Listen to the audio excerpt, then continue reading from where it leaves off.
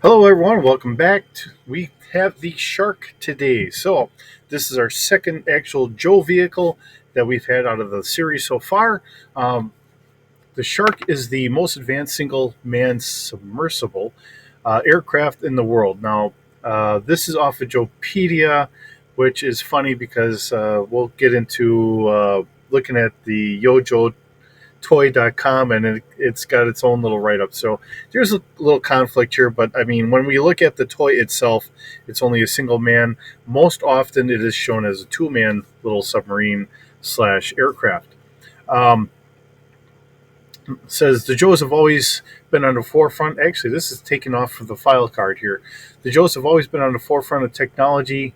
Um, and have continually upgraded the Shark with the latest in communications and weaponry. While the Sky Striker is the master of the air, the Shark is the master of the deep. With its ability to move from water to air and back again, the Shark is an amazing feat of technology. Even so, it is commonly advised against engaging enemy aircraft in a dogfight, as the Shark is not nearly as maneuverable in the air as it is in the water, and can make it an easy target here. Um, so let's see here. The Shark, for animated continuity, the Shark is quite often seen as a two-person vehicle, but there are some instances with the Sunbow series where it was set for a three-plus person version in the miniseries that they have noted.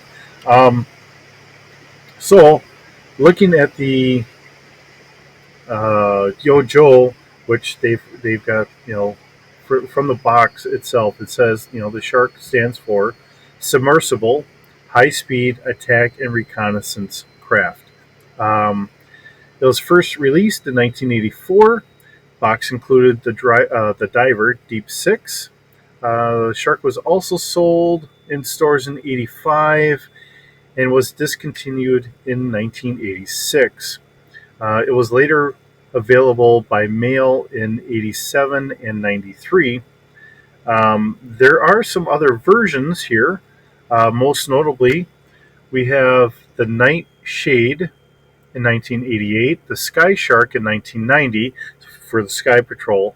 Um, then there was the Wave Cruiser, the Night Spectre, Shark Tooth, and Wave Cruiser again in 2015. So, different versions. We have the Shark, the Sky Shark, Shark Tooth, and then Polar Shark in 2011. So those are the different variations that we have here. It was always an interesting vehicle. The fact that we could go from ground to, or from sea to air, that was always an interesting thing that we had.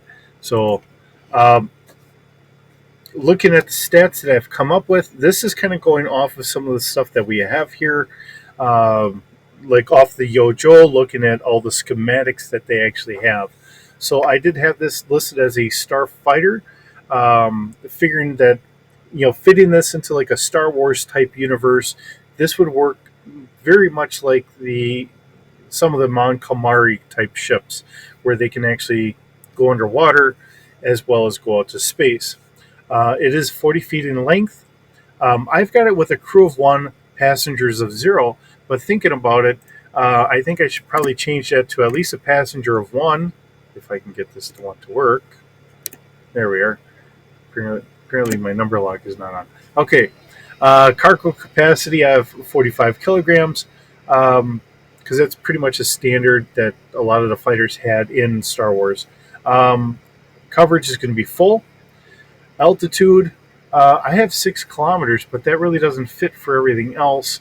Um, I think I should probably take the altitude out of here, give it the maneuverability, and maybe I should change this here. Why don't I do? So we're this is actively trying to do this, right? 2D, whoops,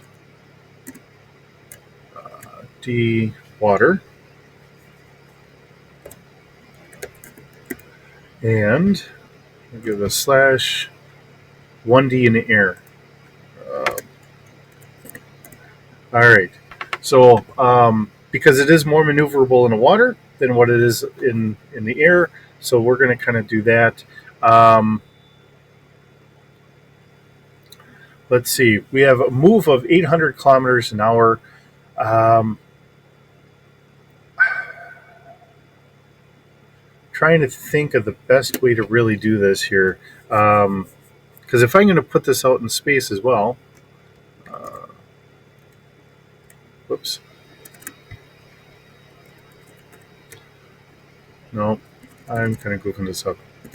All right. I mean, as you see, I mean, I don't consider myself perfect at doing all this stuff in any regards. I'm going to give it a space of 6, um, because it is doing both in air and all that. It is a little bit slower in the sky than a lot of the others, but the fact that it gives us that big range here. I give it a body strength of 4 because I was kind of looking at it at this. If this is meant to go under the water, and they do have this going all the way down towards the ocean floor, it's definitely going to have a good body strength. That's why I give it a body strength of 4.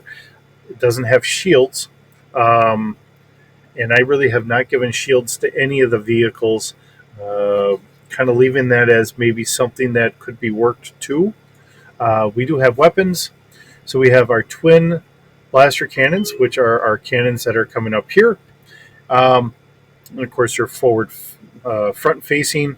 We have a fire control of 2D and a damage of 60. It also has 2 torpedoes that are underneath, and these are going to be at Walker scale, um, which really kind of puts it down a little bit.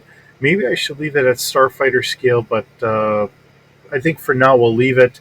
Um, but it's doing 7D. So against like another, the big question is, because these are torpedoes, these aren't regular missiles. So these would work underwater, but they're not going to work out in space.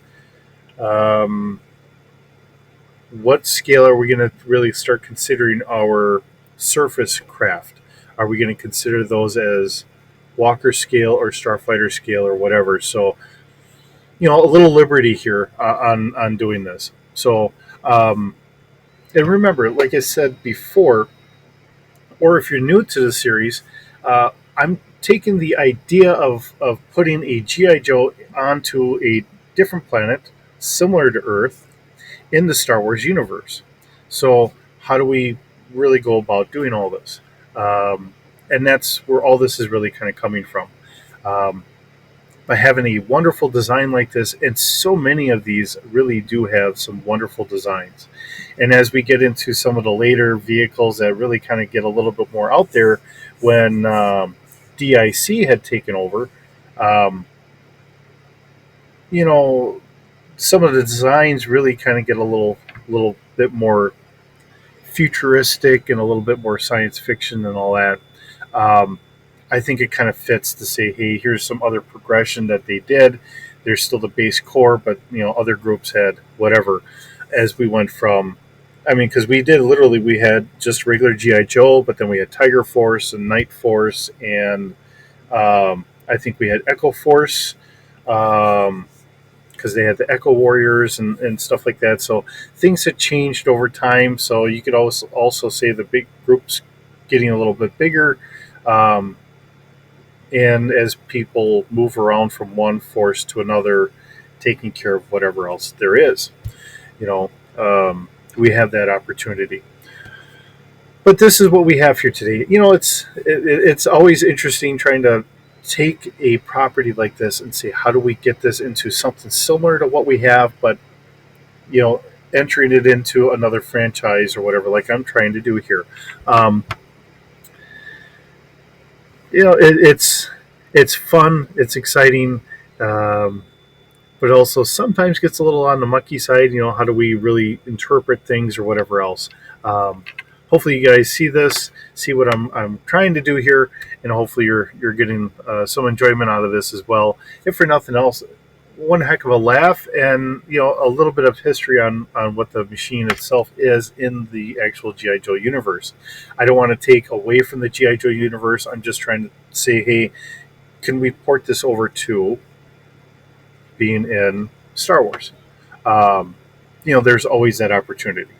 So, and that's what we're going with. Hoping that you're having a wonderful day today. As always, we'll see you in the next video.